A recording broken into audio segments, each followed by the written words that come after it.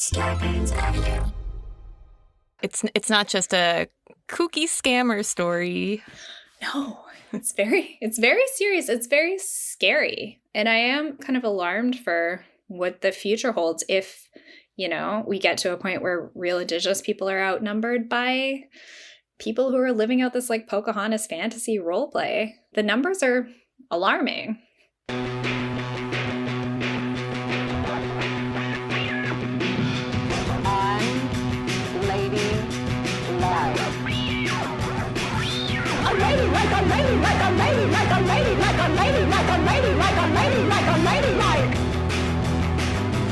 I've had enough.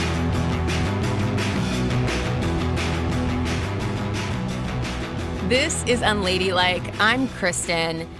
And here's a little pop quiz for y'all. What do the following people have in common? You ready? Andrea Smith, Michelle Latimer, Amy Wolf, Liz Hoover, Mary Ellen Turpel-Lafond, Sacheen Littlefeather, Carrie Barassa, Kay LeClaire, Cheyenne Turians, Gina Adams. Still guessing? Canadian unladies, you might have already figured this one out. What those 10 people have in common is that they are all from different realms of academia and the arts who have been outed in recent years for Indigenous identity fraud, known as Pretendianism. These are folks who built their influence, funding, and careers off of what turned out to be fabricated Indigenous identities. And today's guest found herself in an uncanny position last year in the case of Gina Adams, that last name on the list.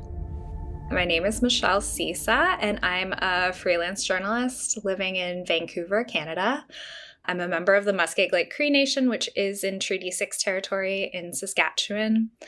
And until February 2022, I was an employee at Emily Carr University here in Vancouver, and I wrote a story about my experience working there as an Indigenous employee.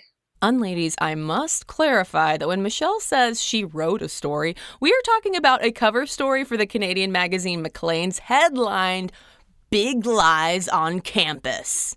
It's hard to think of a more dramatic way to announce that you've left your job than writing an 8,000-word investigative feature about how the university handled a case of Indigenous identity fraud, which is, as we're going to talk about, a pretty popular topic lately. It's a bizarre phenomenon, people pretending to be Indigenous to get jobs or grants or even just to get attention because it's cool to be us. Today we're putting identity fraud in focus. The National Film Board is pulling the documentary Inconvenient Indian from distribution and an upcoming screening at the Sundance Film Festival after the director's Indigenous identity has come into question. Tonight, well-known scholar and former Saskatchewan judge Mary Ellen Turpel-Lafond says she's Cree, but historical records raise doubts. Indigenous identity fraud is hardly a new phenomenon. What is it exactly? So Indigenous identity fraud, as you say, is not new. I think every Indigenous or Native person has had the experience of some white person saying to them, oh, my great-grandmother was a Cherokee princess, or my family has Native ancestry, and that's why we're so close to the earth. These are pretty common fantasies, I think. And I think that's a bit different from Indigenous identity fraud, which I see as the practice of kind of capitalizing on that identity claim for power or profit. So using it to get a job or an opportunity, or even taking up space in an Indigenous community and claiming to be a leader and speaking for people when you don't actually have the right to do that because you're not a member of an Indigenous community or an Indigenous nation. You're just kind of a cosplayer. And I think one of the reasons it's such a big story right now is because in the last couple of years, in Canada, definitely, and I think in the US, there has been an effort to make more space for Indigenous people, to give them these opportunities that have traditionally been denied to them, where they've been historically excluded from universities, from cultural institutions. There's still we're still underrepresented in films and TV and publishing. So there's been a big push. There's been a lot of interest. Indigenous histories, Indigenous people. And I think that opportunity created a void that a lot of people rushed to fill. You know, they saw a chance to get a job that might have not been very attainable. Like, university professor is a very difficult career to break into. But if you could check a box that said you were Indigenous, you had a better shot at getting it. And I think what we're seeing is a lot of positions that were open to Indigenous people that maybe there wasn't a lot of attention paid to how people were applying or how they were being evaluated or whether anyone was looking to see if they had the connections or background that they claim to have, is really coming to a head as many of those people are being called out for misrepresenting their background and who they are. And I also think that's happening because there are more Indigenous people in general in these spaces, more Indigenous scholars, more Indigenous students, more Indigenous artists who can look at these claims and say, this doesn't really add up. Like, there's something kind of fishy here. And I think it's kind of a domino effect because a lot of these stories have similarities that I think once people start to see the pattern of deception and how it tends to be presented, they notice it elsewhere. Like, there's kind of commonalities in the way people explain their background, the way they explain away inconsistencies or, account for the fact that they don't have any family or, specific nations that they belong to. And also, I think crucially, a lot of people in the Indigenous community have had doubts or concerns for years. And I think they're finally starting to be listened to or have maybe support to express some of those concerns. Could you give a couple of examples of what those patterns and tendencies look like? Yeah, I mean, a big one I think that I kind of mentioned is like sort of a shifting claim. A lot of cases involve people who claim to be, of one specific ancestry, and then maybe later they switch and claim another one or they add one on. Other ones are like a real performance of indigeneity. So wearing a lot of regalia, darkening their skin or hair often. Like people, you mentioned this case in Wisconsin where I've seen sort of before and after pictures of this person who did a real makeover to go with their identity. Oh my. That's a bit odd. And then I think the big one that stands out for Indigenous people, honestly, is when somebody has no connections, no family. I mean, there's a big history of people being disconnected from their communities through things like Indian boarding schools in the US and residential schools in Canada, through forced assimilation and adoption. But it is strange as an Indigenous person when you encounter someone who has like no cousins, no aunties, who says maybe that they're Cree, but they can't tell you from what nation. They don't know any other Cree people. Like that, our communities are small enough that is generally a red flag. Mm-hmm. People tend to know each other. Growing up for you, what was your relationship like with your own indigeneity? Mine was, I think, typical for a lot of people who are like me, which is to say I'm mixed race. So my grandmother on my father's side was born on the Muskeg Lake Cree Nation, and then she went to residential school like most people in her generation. So she attended St. Michael's Residential School, which was recently the subject of an amazing podcast by Connie Walker called Stolen on Gimlet Media. But she didn't live on her reserve after she finished at school. She moved away. She eventually met my grandfather, and they settled in BC away from her community. So what that meant is, my father was born out here, and I grew up not in my community. She didn't speak Cree with us because it had been forbidden when she was at residential school. We didn't grow up around our culture, traditions, which is a really, really common experience. And because I lived in Vancouver, which is not, Cree territory, I didn't know a lot of other Cree people. There were lots of other Indigenous people from Coast Salish nations. And, I wasn't aware of this at the time, but there are other urban Cree people in Vancouver. But I kind of felt like we were the only ones. And when people would ask me about it, when they'd ask me about our traditions or our history, I didn't know a lot. And I felt really embarrassed by that, like that I wasn't really Indigenous because I couldn't answer all their questions. And because I have fair skin and I don't look like what a lot of people think an Indigenous person looks like, I often felt kind of like a fraud myself. Like people would say, well, you don't look Native. Or they would say, I'm probably as Native as you are because I have this Cherokee great-grandmother who was a princess. So I felt really insecure about it. I didn't feel ashamed of it, and I knew where my family came from, and we would visit our community in the summers. So I had those relationships. I felt like I was doing it wrong somehow. Like there was a right way to be Indigenous based on the kind of depictions I saw in movies or on TV of these like stoic Native people living on the land. And I just didn't feel like I identified with them. And then when I got to university, I kind of joined an Indigenous student community. And for the first time, I met a lot of other Indigenous people who had grown up just like me. They didn't know a lot of their traditions. They hadn't grown up with their language or their culture. They were trying to figure out that relationship now. And that really made me realize that, one, I wasn't the only Indigenous person who felt like this. And also that it wasn't really my fault that I felt like that, that my disconnection was the product of many generations of government policy designed to separate people from their culture, to make them feel like they weren't really Indigenous. That was the whole point of assimilation.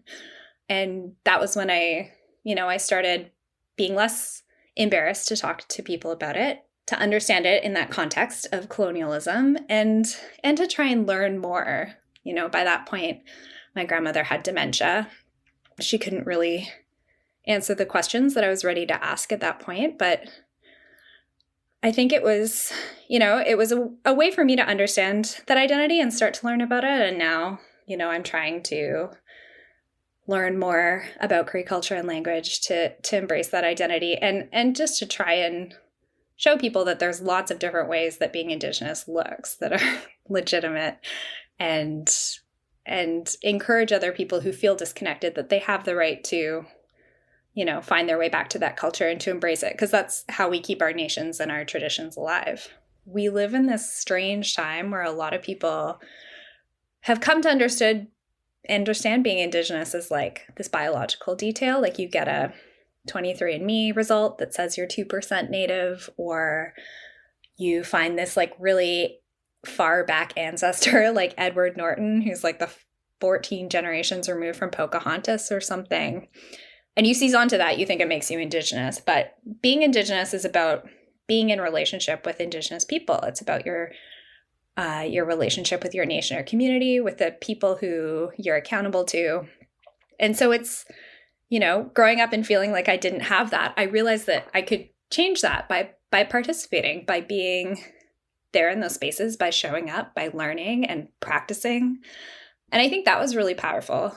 Like the effort to erase Indigenous people was about breaking all those bonds between people and their language and their land, between children and their parents, and that's really painful. I think we're grappling with that legacy, but it was incredible to realize that some of that can be healed, that we can put those pieces back together if we try. After you graduate from college, you ended up working in communications for Emily Carr University of Art and Design in Vancouver. When did your role there start kind of not sitting well with you? It wasn't really until I started working more in a management role and kind of going deeper into the heart of the institution that I started to have some concerns. Seeing the ways that the stated values of the institution that it was my job to weave into all of our written communications were not really being embodied by actions necessarily. There's a big focus at that university, but I think every university, on reputation management through saying the right things. I think at all universities, and I think in the United States too, it's quite standard now, for instance, to do land acknowledgements, which are a way to acknowledge that we live on stolen First Nations land and Indigenous land.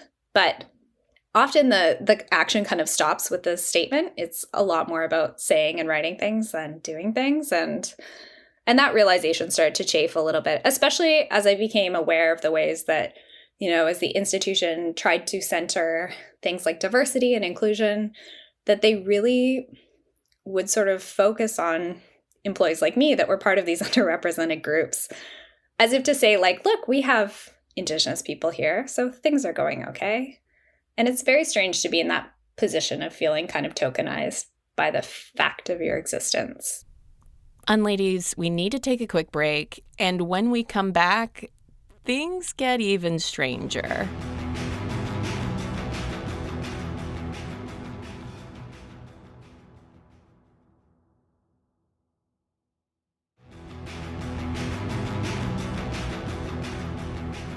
So who is Gina Adams? And did you have any initial kind of first impressions when she was first hired on at Emily Carr? So Gina Adams is one of 4 people who was hired at Emily Carr as part of this thing called a cluster hire, where the university said, we should have more Indigenous faculty. So we're going to hire a bunch at once. And they put out a call for Indigenous scholars and artists to apply for these open faculty positions. And Gina was one of the people they hired.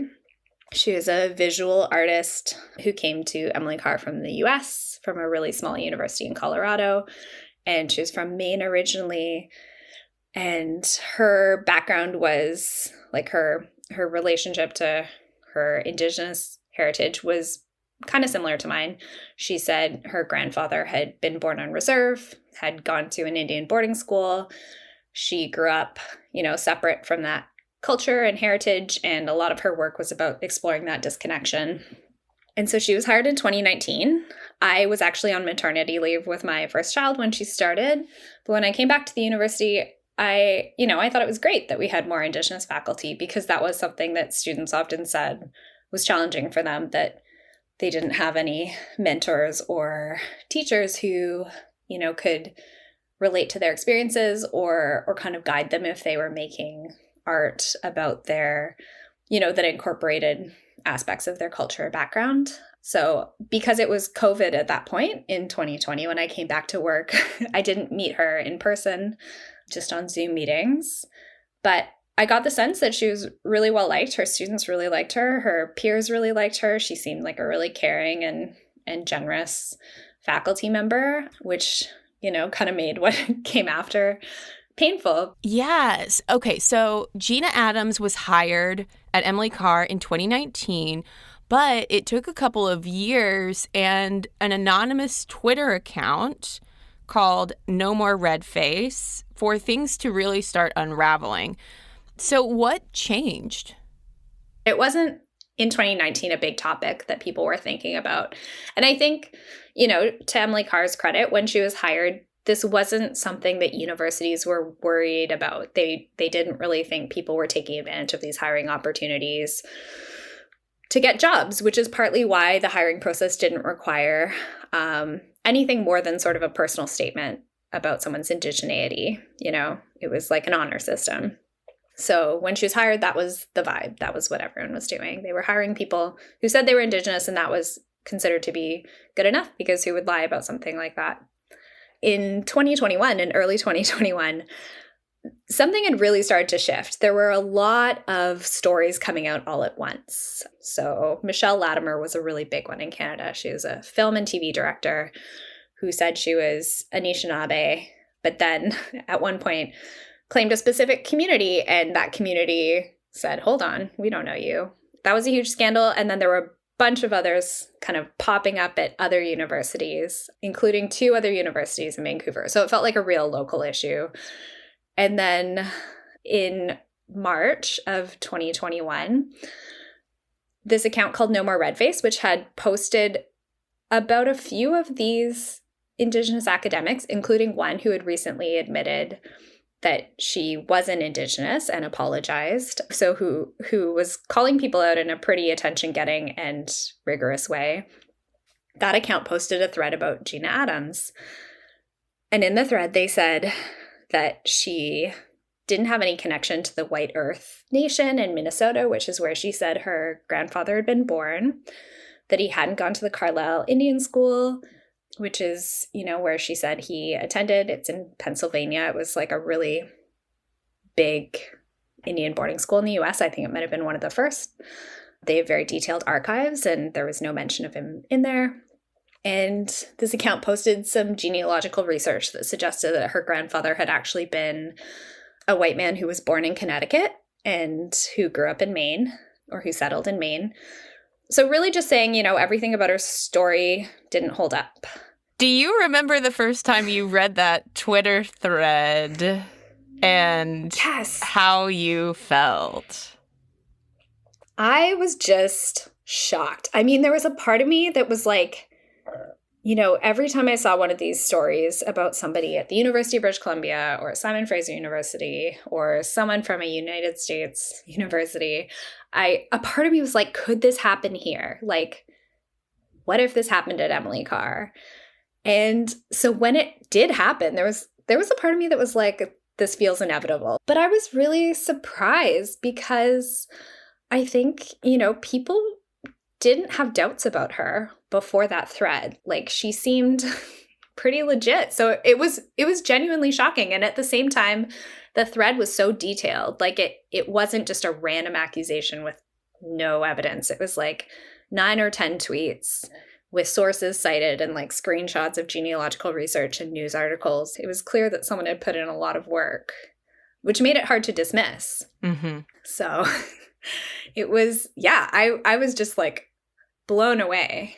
And then I did end up emailing the sort of leadership of the university, the president and the vice president, a few days after, just to say, I've read through this and I feel like I have some perspective because I'm also the grandchild of a residential school survivor who, didn't grow up with her culture. And there are things about this story, about Gina's story, that don't sit right with me. And there are questions in this thread that I think we should ask.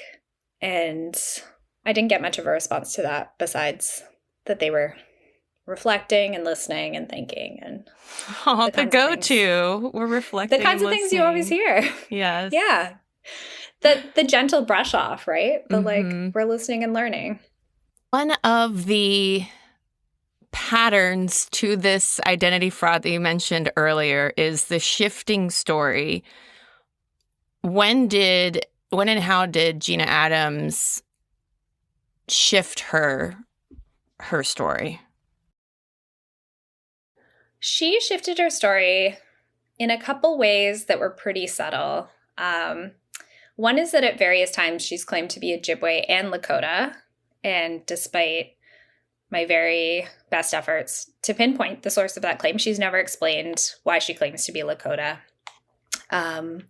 or, what that connection would be. She's only ever talked about this one grandfather who was Ojibwe. And her statement that she made to members of the university, and which is now published in an expanded form on her website, her statement is that her grandfather passed as white, that he had changed his last name when he got married to a French name, Thériault, to assimilate. And that's why there were no records of him at the Carlisle Indian School. That's why there were no records of him connected to the White Earth Nation.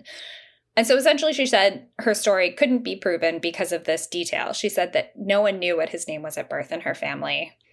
And he had no birth certificate. She said they didn't even know how old he was. So it was impossible to prove, which is a pretty wild claim. I mean, to me as an Indigenous person, one thing that stood out was if he had been born on a reserve, even if it was like about 100 years ago at this point, he would have some family there. Like, people would remember who he was, especially because she had claimed to be a descendant of a famous chief who signed a big treaty with the United States government. She said that was her great-great-grandfather. So if she knew his name, it would be possible to kind of put the pieces together and figure out her connection. So the idea that, this Indigenous man had assimilated like so perfectly that there was no trace of him in the historical record, that he had convinced every single person he was white, which is surprising for someone who, is 100% Indigenous ancestry. It just seemed pretty wild, like pretty implausible. It was a pretty bold claim, but the university, Emily Carr, accepted it. And she continues to stand by it. She still says that, she has no records and that her story is true. And meanwhile, you are effectively the voice of this institution, like Michelle. Yes. Yes. I worked behind the scenes to craft some statements that we could use in case reporters came knocking, which were, the standard deflections. We can't comment on issues related to staff or faculty. These are personnel issues that are private, that we take our commitments to reconciliation seriously, that we want to create a safe space for Indigenous people. All of these things that allied the central question of the university's responsibility to ensure that if they hired someone for a job who said they were Indigenous, presumably over other Indigenous candidates who were qualified for that job, that maybe they should check if they did that job correctly. That was kind of the moment for me where I realized I didn't want to do this kind of work anymore, where I felt like my responsibility was not to Indigenous people who had questions and who were anxious about what was going on, but I was really put in the position of defending the university's reputation and their public image at the expense of what I thought was the right thing to do and the important thing to do for my community. That was pretty much the moment I decided that I needed to get out of that job, which is a huge privilege. Like, I felt like I could leave that job. When I quit, I decided just to freelance. And, I have a husband who also earns money, so that was possible for me to do.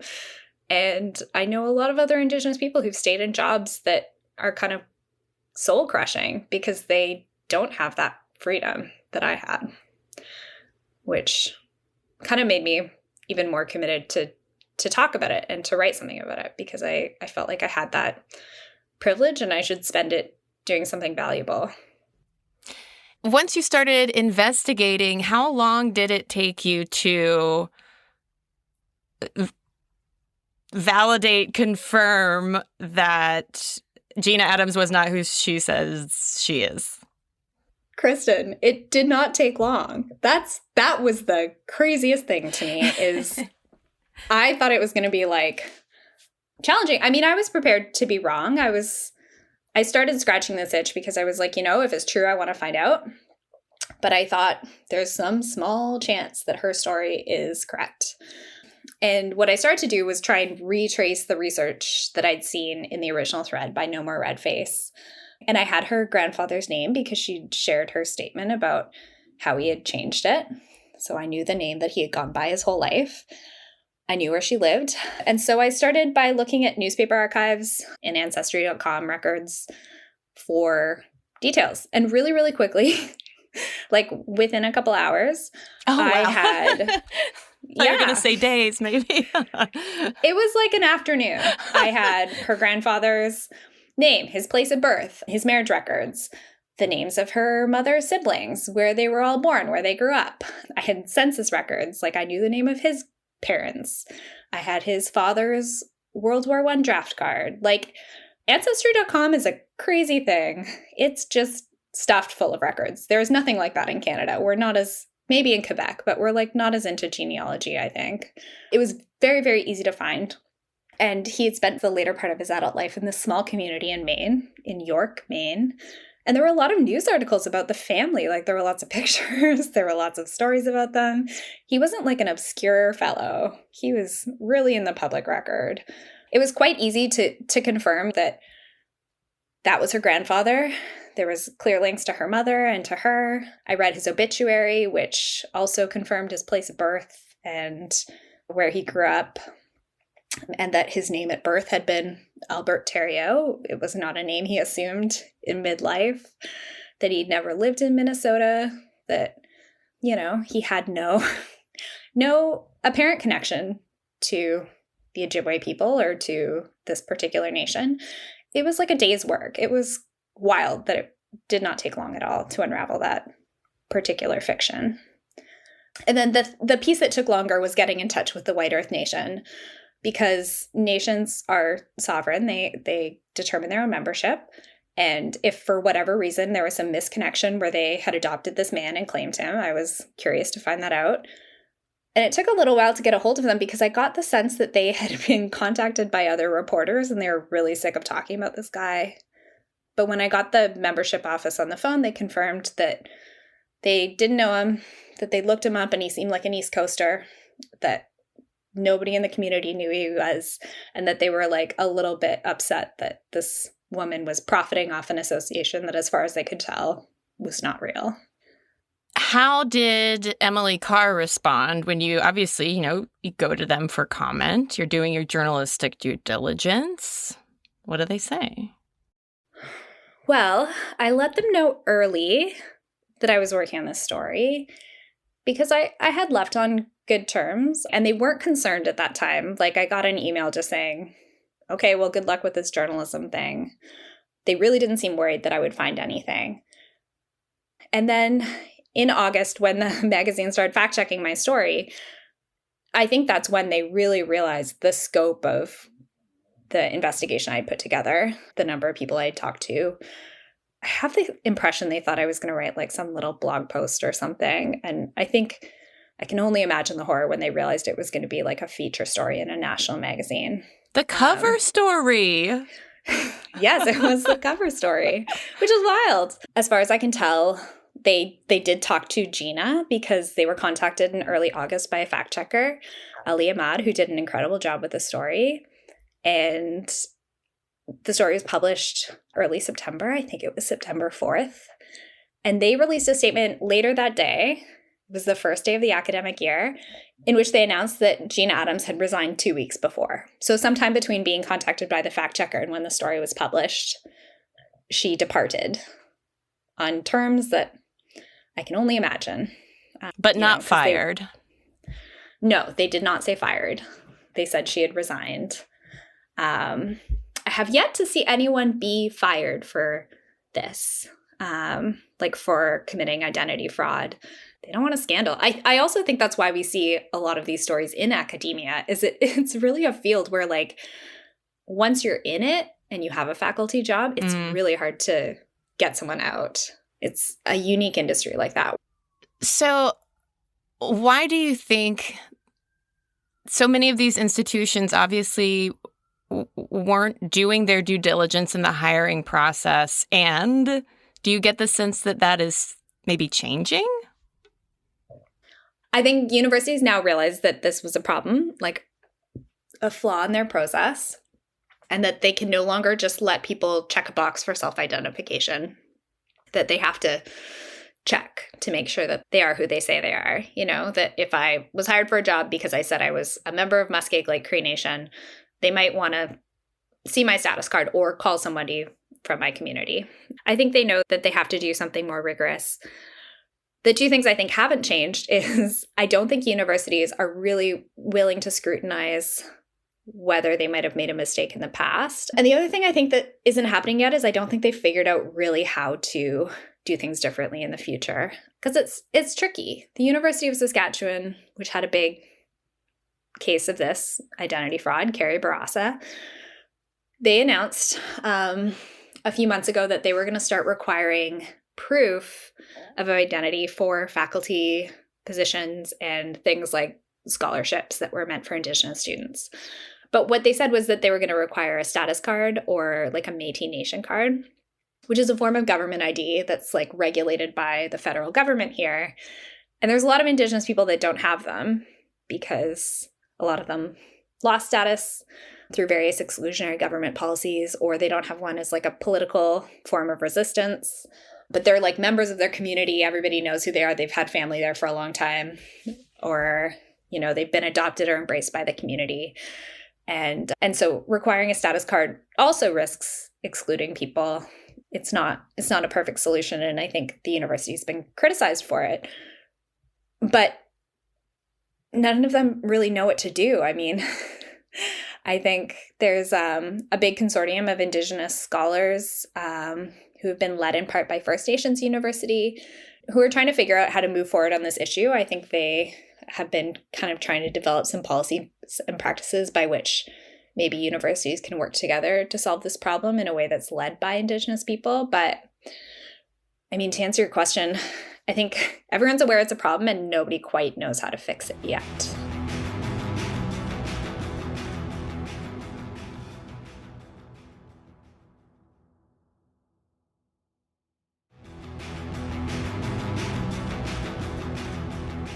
Obviously, identity fraud, that is a problem for sure.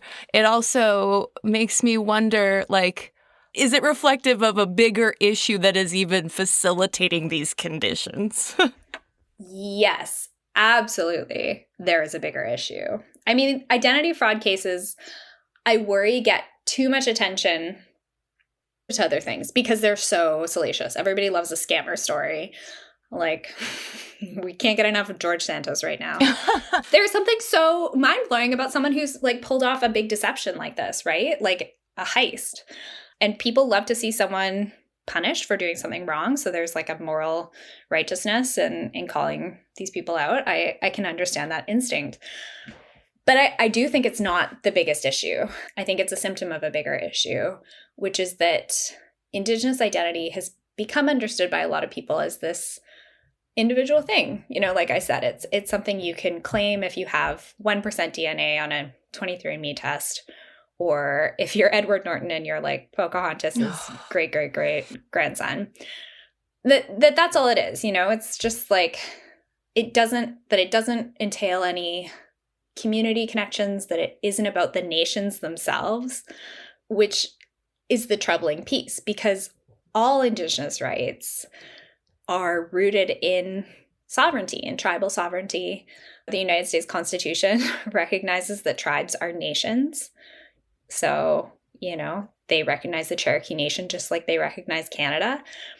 And that's the basis of rights for Indigenous people. And if the conversation and the public perception starts to shift where the nation is irrelevant and it's just about the individual and what they believe their identity is, it chips away at those in a really scary way. So in the US, there's the Indian Child Welfare Act, which, you know, prioritizes keeping Indigenous kids with their families and communities, because there is a very long and disturbing practice of adopting Indigenous kids out to white families to assimilate them. A huge number of children were taken from their homes and their communities. And you know, the Indigenous Child Welfare Act was designed to fix that, to recognize that tribes have the right to their kids, that kids have the right to grow up with their families. And if we stop thinking about the role of tribes and nations, if we stop thinking of indigeneity as something that's connected to nationhood, it becomes a lot easier to chip away at the legitimacy of laws like that. And, you know, ICWA is under threat right now. It's in front of the Supreme Court. There are white families saying it's discriminatory against them and their desire to adopt Native kids. And that's happening in Canada too. People who claim to be Indigenous, who have formed, in some cases, very convincing and elaborate fake nations and associations, are fighting for Indigenous land rights, for hunting rights, for fishing rights. They're saying, you know, we're just as Native as you and we have all the rights to these things. And I think that they're gaining more ground, especially as more and more white people join their ranks and say, yeah, I'm Indigenous too.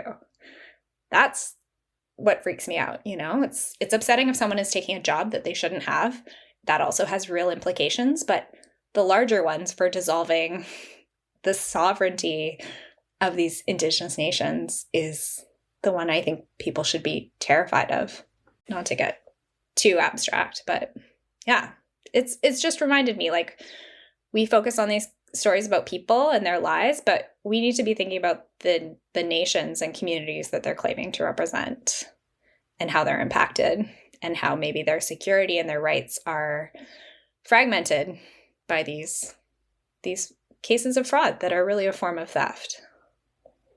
One thing that really jumped out to me as I was reading up and researching for our conversation was that every single name that I ran across of this recent wave of fraudsters, they seem to all be women and white women at that. Am I? Yes. What do you make of that?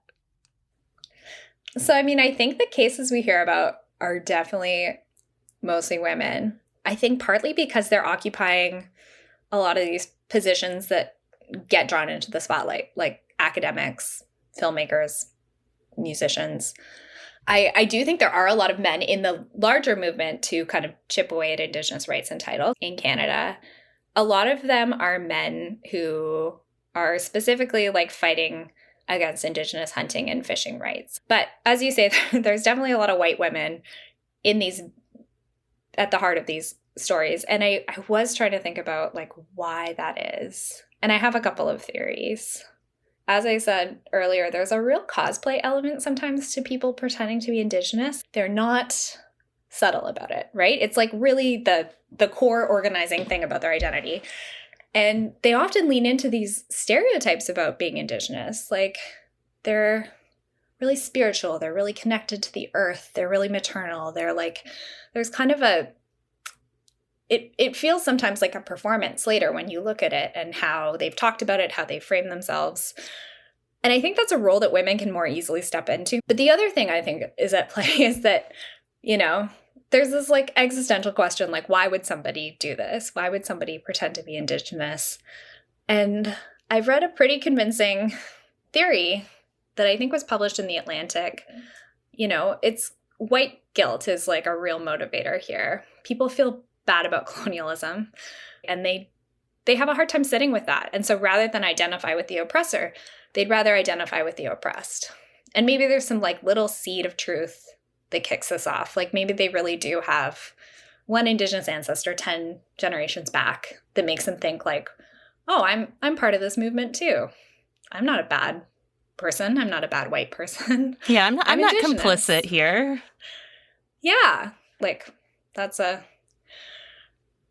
I think a lot of white women have trouble reckoning with their own privilege. They see themselves as oppressed, and that makes them dismissive of other people's oppression sometimes. I'm not saying everybody does that, but it's a phenomenon that I think we can observe. And thinking the way to be a good person is to have the moral superiority that comes with pointing fingers at white people rather than having to point that finger at yourself.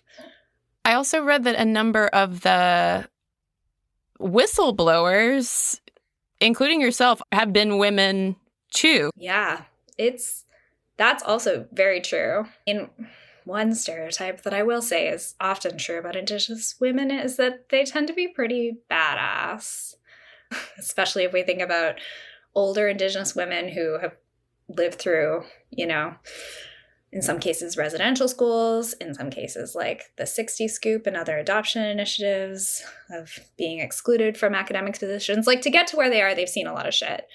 And members of younger generations like myself are grateful to them for that. And a lot of these women are leading the calls. And I think in part that's because they're angry and they're hurt. Often they're calling out people they've known for years or decades who they considered colleagues and friends. And I think it's really painful for them to realize that someone that they trusted and considered part of their community lied to them. I think that's definitely a factor.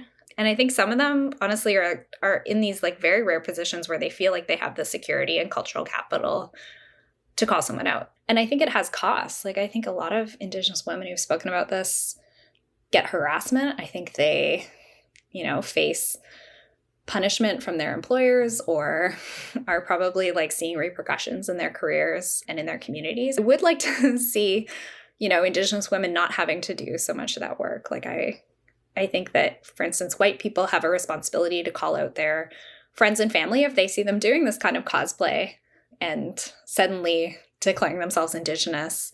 And, you know, that's something white people need to be calling their own communities in on. Has it cost you? You know, I don't think it has because I don't want to work at a university again. I don't think they would have me back in that field. I wanted to make this change. And I was really lucky to have the luxury of burning that bridge. So I don't feel like I paid a cost besides all the weird emails I've got, from defensive white people. Oh, gosh. But I got a special folder for those. Good. So Good. That's just fine. Yeah.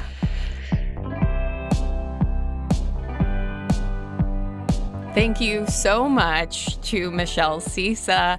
Follow her on Twitter at Michelle Cyca, that is Cyca, and you can find her writing at her website, michellecyca.com. And you should absolutely read her Maclean's piece, The Curious Case of Gina Adams. And if you want to go even deeper, which I highly recommend you do, a couple of standout books are Native American DNA, Tribal Belonging, and the False Promise of Genetic Science by Kim Tallbear, and Becoming Indian, The Struggle Over Cherokee Identity in the 21st Century by Circe Sturm.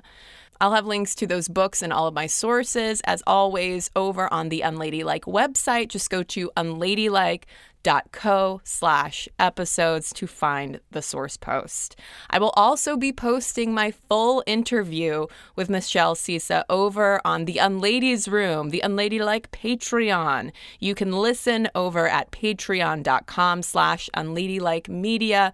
For $5 or more a month, you can join and you get a new bonus episode every week. You also get full-length interviews with some of our standout guests like Michelle. Being a patron helps ensure the future of Unladylike. If this podcast matters to you, please consider supporting the show over on Patreon, okay? Patreon.com/unladylikemedia.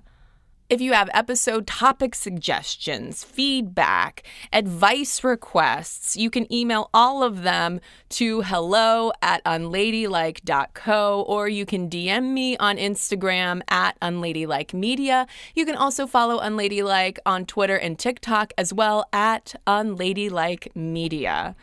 Unladylike is a Starburns audio production, executive produced, written, and hosted by me, Kristen Conger. Aristotle Acevedo is our senior producer and engineer. Catherine Caligori is our associate producer. Music is by Flamingo Shadow, Ami Mae Cohen, and Sarah Tudson. Until next week. I know it's a heavy topic, but there's a part of me that's relieved that so many people are paying attention to it, and I hope that they are kind of going on that journey from the salacious stories to the serious issues of tribal rights and sovereignty. If they can wrap their head around the fact that it's wrong for someone to take an Indigenous person's job opportunity, then hopefully they can also get equally upset about the fact that people are taking away Indigenous nations' rights and trying to chip away at their existence in that way and replace them. Starburns Audio, a podcast network.